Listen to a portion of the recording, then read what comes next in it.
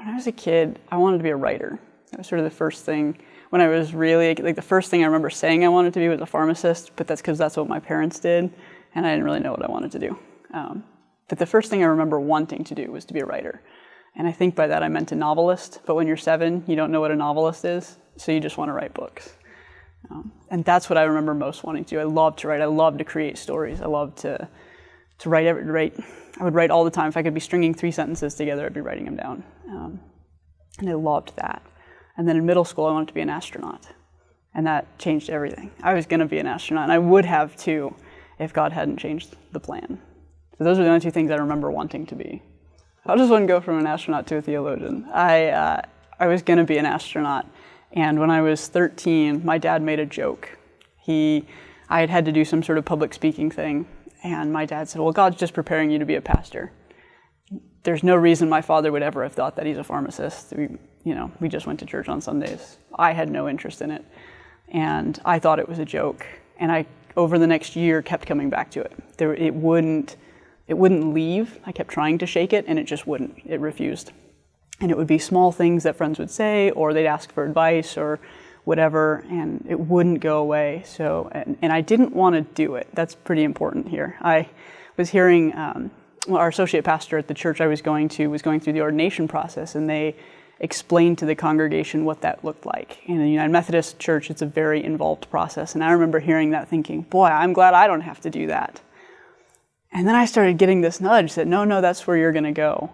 And just, it wouldn't lead. I wish that I had more tangible things to say about it, but I have to align myself with the mystics at this point and say it was a sense I couldn't shake. And so I remember lying in bed one night, I was 14, and just said, fine, I'll do it. I hate public speaking, I hate everything about this idea, but I'll do it. And from there, really grew into a passion for it and a joy. And in retrospect, it shouldn't have been a surprise. The books I was reading and the questions I was asking, what 12-year-old is asking about how Jesus can save other planets and if we find life on other planets, and this really shouldn't have been a surprise to me. But at the time it was. And so from high school on, I was just committed and was headed for it. So I left for college thinking I'm going to be a pastor, and so I'm going to be a religion major. I went to Hope College in West Michigan. It's a small school, a lot like AU, and majored in religion and history, double, because I loved the stories. I wanted to learn everything I could about God and history, and I thought I was going to be a pastor. And then I got to college, and I met these things called professors. And I thought, I think I might want to do that. But I wasn't sure if that's how call worked. I thought I was called to be a pastor, and in ministry anyway, and that sort of meant pastor and youth pastor at that point in my head. And so I thought, I have to do this, so I can't be a professor, but I really want to do that. That looks like what I should be doing. And I sort of knew at a deep level of my core that that's what I was supposed to be doing. And so I talked with my professors. I went on retreats about preparation for ministry. I had the classes, I learned everything I could, because at that point you're still learning for both tracks. And I talked with professors. I remember going to lunch with my history professor, Mark Baer, my freshman year. And we sat down and he said, so which of your professors has been telling you should be a professor? And I said, well, none of them. He said, I didn't tell you that? I've been thinking it since the day I met you. Which is sort of an important moment in this, an affirmation that maybe I did have the gifts to do this.